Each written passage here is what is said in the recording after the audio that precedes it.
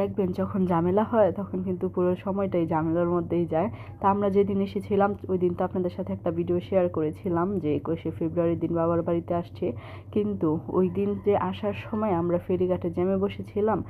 আমরা ফেরিতে আসছিলাম ওই পারে 11টার দিকে, তারপর ফেরিতে উঠলাম আমরা 3টা কি 3:30টার দিকে। তো ফেরিতে ওঠার পরে যে ফেরি পার হয়ে আমরা বাবার বাড়ির দিকে রওনা হলাম। তারপর আর কি ঝামেলার শেষ আছে। তো আমরা দেখা যায় যে মেন রোড থেকে না গিয়ে একটা গলির মতো আছে, ওইখান দিয়ে গেলে পাংশারামপুর জলদি যাওয়া যায়। এটার জন্য ওই রাস্তা দিয়ে গেলাম। দেখেন কি কপাল, ওই রাস্তা দিয়েও কাজ চলতেছে, এটার জন্য আমরা এই যে এই নতুন রাস্তাটা দিয়ে আসলাম। তো এই দিক দিয়ে আগে কখনোই আসা হয় নাই। প্রথমে এই রাস্তাগুলো ভালোই ছিল, তারপরে দেখি অনেক ভাঙ্গা। এর মধ্যে এমন চিকন রাস্তা, যদি আরেকটা রিক্সা ওই সাইড থেকে আসে তাহলে মনে হয় যেতে পারবে না। মানে এরকম খারাপ লাগতেছিল গাড়িতে বসে বসে, মানে কি আর বলবো, অবস্থা পুরো খারাপ হয়ে গেছে। যে জায়গায় বাসায় গিয়ে খাওয়া দাওয়া করে একটা ঘুম দিয়ে দিতে পারতাম, ওই জায়গায় এখনো বাসায় যেতে পারি নাই। তো কি আর বলবো, আপনাদের ভাইয়া চাইছিল যে বসে বাসায় গিয়ে খাওয়া দাওয়া করে একটু রেস্ট করবে, এটার জন্য আমরা বাসা থেকে অনেক সকালে বের হয়েছিলাম। কিন্তু যেহেতু এই দিন 21শে ফেব্রুয়ারি ছিল, এটার জন্য হয়তো বা রাস্তাঘাটে এত জ্যাম ছিল, বুঝতে পারি নাই যে এতটা জ্যাম থাকবে। তাহলে ওই দিন আমরা হয়তো বা বের হতাম না, অন্য একদিন আসতাম, একদিন আগে বা পরে আসতাম আর কি। তো যাই হোক, আমাদের সবার অবস্থায় অনেক খারাপ হয়ে গেছিলো। আর এটা হচ্ছে কি আমাদের পাংশারামপুর ব্রিজ। তো এই ব্রিজে আমাদের অনেক স্মৃতি আছে। আমরা বান্ধবীরা মিলে প্রাইভেট পড়তে যেতাম এখান দিয়ে হাঁটতে হাঁটতে। রিক্সা দিয়ে আমাদের খুব কম যাওয়া হতো, আমরা হেঁটেই বেশি যেতাম। ওই সময়টা কিন্তু হাঁটতেও ভালো লাগে, বান্ধবীরা একসাথে থাকলে তখন ঘুরে ঘুরে চলাফেরার আনন্দটাই আলাদা। তো যাই হোক, এই যে নিজের গ্রামে চলে আসছি। তো এই যে দেখেন কত সুন্দর না আমাদের গ্রামটা। তো এটা হচ্ছে বিল। যদি বর্ষাকাল হতো বিলের মধ্যে কিন্তু পানি ভরা থাকতো, কিন্তু যেহেতু এখন বর্ষাকাল না, এটার জন্য পানি শুকিয়ে গেছে। এই যে আমরা বাসায় চলে আসছি, ভাবি, আম্মা, তারপর মামা, অনেকেই ছিল এখানে। তো সবাই আমাদের জন্য ওয়েট করতেছিল। তা আমরা চলে আসছি। এই যে আমার ভাই, এটা আমার ফুফাতো ভাই, তো সে আমার অনেক ছোট, আমরা অনেক মজা করি একসাথে আর কি। তো এই হচ্ছে গিয়ে বাড়িতে আসা পর্যন্ত জার্নিটা। তারপর এসে দেখি আম্মা অনেক কিছু রান্না করে রাখছে, এর মধ্যে আমাদের প্রচণ্ড খিদা লাগছিল। তা আম্মা মুরগির রোস্ট করছে, তারপর হচ্ছে ডাল রান্না করছে, মাছ ভাজি করছে, গরুর মাংস রান্না করছে।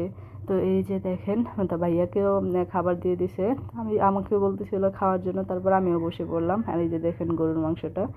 তো মুরগির রোস্টটা আপনাদের ভাই অনেক পছন্দ করে। আর তার সাথে এই যে ডাল রান্না করছে, এটা চালতা না না সরি ডেউয়া মনে হয়েছিল, এটা দিয়ে রান্না করছে, আপনাদের ভাইয়া অনেক পছন্দ করে। তারপর সবাই খেতে বসে পড়ছে।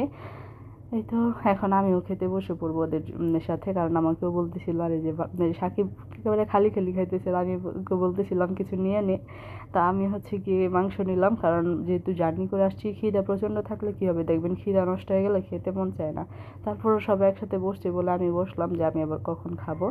তো এই তো এখানে আমরা সবাই অনেক মজা করে খাচ্ছিলাম। আর আপনাদের ভাইয়া বলতেছিল প্রচুর খিদা লাগছে, সে তো মানে এত খিদায় অস্থির হয়ে গেছিলো। আবার আমরা পাংশারামপুর যেয়ে এসে কিছু খাবো, তখনও তো লেট হয়ে গেছে, তাই আর আমরা ওখানে নামি নেই, যেহেতু আম্মা কষ্ট করে রান্না করছে, বাসায় এসে তো খেতে হবে।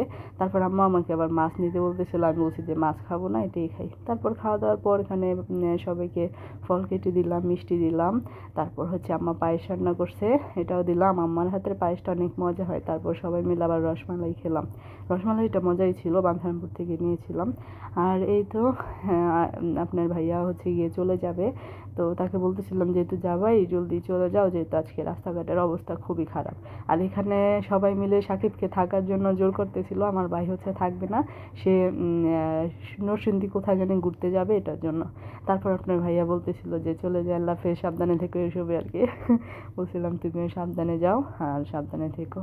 তো যদিও একটু খারাপ লাগতেছিল, যেহেতু প্রায় 1 বছর পর বাবার বাড়িতে গেছি আর সে আমাকে রেখে চলে যাচ্ছে, এটার জন্য আর কি। কিন্তু এমনিতে আবার ভালোই লাগতেছিল বাবার বাড়িতে আসছি, কার না ভালো লাগে বাবার বাড়িতে থাকতে বলেন। তো ভাইয়াকে বলতেছিলাম যে ভাইয়া আল্লাহ হাফেজ, আবার আসবেন। বিদায় নিচ্ছিলাম আর কি। তো এই তো আপনার ভাইয়াকেও বিদায় দিয়ে দিলাম। আজকের ভিডিও, আশা করি আপনাদের অনেক ভালো লেগেছে। ভালো লেগে থাকলে প্লিজ ভিডিওটা শেয়ার করে দিবেন। আর সবাই ভালো থাকবেন, সুস্থ থাকবেন, আমাদের জন্য দোয়া করবেন। আর যেহেতু আমি একটু লেট করে ভিডিওটি দিচ্ছি, কিছু মনে করবেন না, কারণ ভিডিওগুলো আমি এখন এডিট করতে পারতেছি না, এটার জন্য একটু লেট হচ্ছে আর কি। ওকে, আল্লাহ হাফেজ।